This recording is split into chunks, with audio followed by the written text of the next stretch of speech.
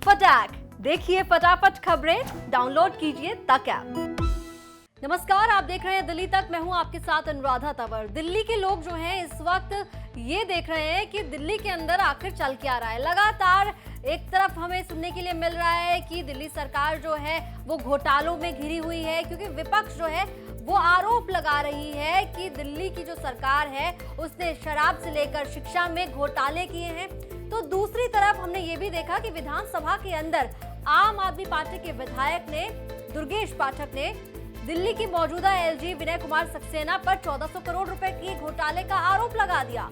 लेकिन अब आपको बता दें कि जो दिल्ली के एलजी हैं विनय कुमार सक्सेना, वो इन आरोपों पर सख्त नजर आए हैं और उनकी तरफ से ये कहा गया है कि अब वो इन तमाम आरोपों पर जो आम आदमी पार्टी के विधायकों ने, नेताओं ने लगाए हैं, उनके खिलाफ कानूनी एक्शन लेने जा रहे हैं। जी हाँ, अब आम आदमी पार्टी के विधायक नेताओं पर जिन्होंने एलजी विनय कुमार सक्सेना पर आरोप लगाए हैं 1400 करोड़ रुपए के घोटाले के, उन तमाम आरोपों पर अब एलजी विनय कुमार सक्सेना कानूनी कार्रवाई करने वाले हैं। और ये बात जो है उनकी तरफ से एक स्टेटमेंट जारी किया गया है, उसमें कही गई है। पहले आपको बताते हैं कि आम आदमी पार्टी के विधायक दुर्गेश पाठक ने विधानसभा के अंदर क्या आरोप लगाए, और उसके बाद ये भी बताएंगे कि किस तरह से सिर्फ दुर्गेश पाठक ही नहीं बल्कि आतिशी और सौरभ भारद्वाज ने भी आरोप लगाए हैं। तो आम आदमी पार्टी ने एलजी पर 1400 करोड़ रुपए के घोटाले का आरोप लगाया है। आम आदमी पार्टी के विधायक दुर्गेश पाठक ने विधानसभा में एलजी विनय कुमार सक्सेना पर आरोप लगाया कि जब बीके सक्सेना खादी ग्रामोद्योग के चेयरमैन थे तब उन्होंने नोटबंदी के दौरान अपने कर्मचारियों पर 1400 करोड़ के पुराने नोट बदलवाने का दबाव बनाया था। साथ ही दो बैंक कैशियर संजीव कुमार और प्रदीप यादव सामने आकर ये घोटाला उजागर कर रहे हैं। तो दुर्गेश पाठक की तरफ से ये आरोप जो है वो एलजी साहब पर लगाए गए। लेकिन अब आपको वो बयान सुनवाते हैं जो दुर्गेश पाठक ने एलजी विनय कुमार सक्सेना पर आरोप लगाते हुए विधानसभा के अंदर दिए। और सिर्फ दुर्गेश पाठक ही नहीं बल्कि आतिशी मारलेना और सौरभ भारद्वाज के बयान भी आपको सुनवाते हैं। नोट को कैशियर बैंक में जमा कराते थे। श्रीमान प्रबंधक ए.के. गर्ग ने हेड कैश पर काम करने के एक दिन पहले शाम को अपने केबिन में बुलाकर हमें नोट बदलने के लिए कहा। हमने कहा सर इससे परेशानी ना हो जाए, तो उन्होंने कहा कि ये चेयरमैन साहब का है। किसका है? चेयरमैन साहब। चेयरमैन साहब कौन है? जो अभी एलजीएल है, विनय कुमार सक्सेना जी। बोले वो उनका है, चिंता की कोई बात नहीं, हम हैं, सब कुछ देख लेंगे। और साथ में उन्होंने ये भी कहा ये कार कैशियर को प्रेशर देके कराया गया। गर्ग साहब ने ये भी कहा ये पहले से भी हो रहा है और बहुत सारी जगहों पे भी हो रहा है, बहुत सारी जगहों पे हो रहा है, इसमें चिंता करने की कोई बात नहीं है। अगर नहीं, जैसा कह रहे हैं वैसा कर लो, अगर नहीं करोगे तो फिर। ये दोनों कैशियर का स्टेटमेंट है, एक ब्रांच के ये दोनों कैशियर हैं। और इन्होंने बताया कि नोटबंदी के बाद हमारे ब्रांच से लगभग 22 लाख रुपए हेर फेर की गई।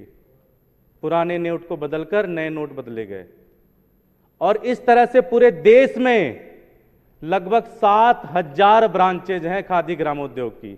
अगर आप इसको कैलकुलेट करोगे तो 1400 करोड़ से ज्यादा का भ्रष्टाचार है ये। हम ये मांग करते हैं कि विनय कुमार सक्सेना जी पर इस घोटाले के लिए सीबीआई की जांच होनी चाहिए। उनको सीबीआई की जांच में शामिल करना चाहिए, उन पर भी एफआईआर होनी चाहिए। हमारी सीबीआई से मांग है, हमारी केंद्र सरकार से मांग है कि अगर आप में हिम्मत है तो विनय कुमार सक्सेना जी पर इस 1400 करोड़ के घोटाले पर सीबीआई की जांच कराई जाए। हमारी दूसरी मांग है कि ये clear cut case of money laundering निकल के आ रहा है, जो पीएमएलए एक्ट में इन्फोर्समेंट डायरेक्टोरेट द्वारा इन्वेस्टिगेट होना चाहिए। तो आज हमारी केंद्र सरकार से यह मांग है कि इन्फोर्समेंट डायरेक्टोरेट द्वारा, ईडी द्वारा विनय कुमार सक्सेना जी पर केस दर्ज होना चाहिए। और जैसे सीबीआई और ईडी करती है, इस इन्वेस्टिगेशन के तहत उनके करंट ऑफिस, उनके करंट रेजिडेंस, उनके पुराने ऑफिसेज और पुराने रेजिडेंसेस पर रेड होनी चाहिए कि ये पता चले कि किसी प्रकार का सबूत इनके द्वारा छिपाया तो नहीं गया। यह पूरे देश के लिए चिंता की बात है कि अगर कोई ब्लैक मनी से वाइट कर रहा था नोटबंदी के दौरान, तो उनको दिल्ली का उपराज्यपाल क्यों बनाया गया? अगर कोई इतने बड़े घोटाले में शामिल था तो उन्हें इतने बड़े संवैधानिक पद पे क्यों बैठाया गया? तो हमारी ये मांग है कि जब तक ये जांच चल रही है तब तक विनय कुमार सक्सेना जी को एलजी के पद से हटाया जाना चाहिए कि ये जांच फ्री एंड फेयर तरीके से हो सके। साधारण से सवाल इसके अंदर पैदा होते हैं। एक कैशियर है जिसने पैसा जमा कराया, वो छुट्टी पे गया तो उसकी जगह दूसरा कैशियर लेके आए, उसने पैसा जमा कराया।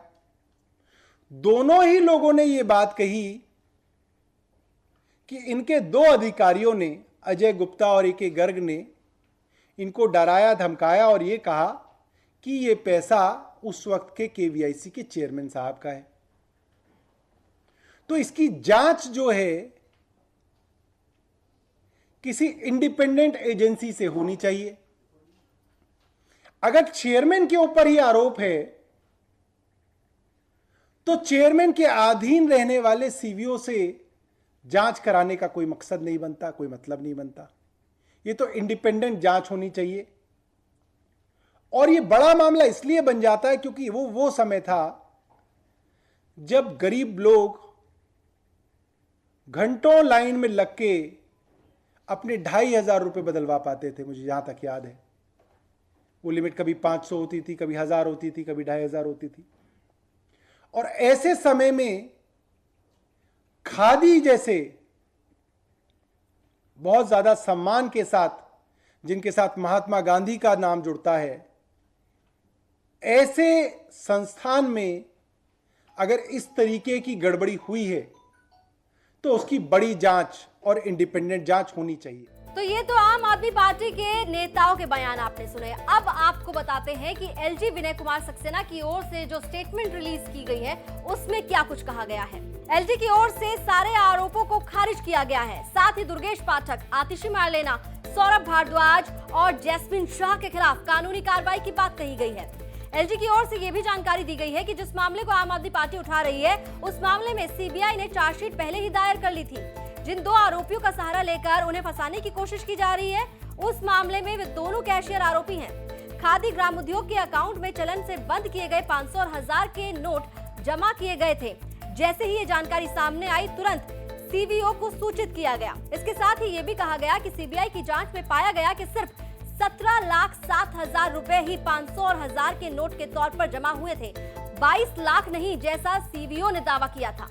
तो अरविंद केजरीवाल के विधायकों नेताओं पर अब एलजी विनय कुमार सक्सेना जो है वो कानूनी शिकंजा कसने की तैयारी कर चुके हैं। और साफ तौर पर कहा गया है कि जिस तरह से पिछले लगातार 2 दिनों से देखने के लिए मिल रहा है कि एलजी विनय कुमार सक्सेना पर आरोप लगाए जा रहे हैं 1400 करोड़ रुपए के घोटाले को लेकर, अब उस मामले को लेकर एलजी विनय कुमार सक्सेना ने साफ तौर पर ये बता दिया है कि वो इस मामले को लेकर अब चुप नहीं बैठेंगे, बल्कि कानूनी रूप से अब इस मामले को लेकर वो अदालत का रुख करने वाले हैं। तो जाहिर तौर पर आने वाले दिनों में अभी जो दिल्ली की सरकार और एलजी के बीच की स्थिति है वो और ज्यादा टकरावपूर्ण होने वाली है।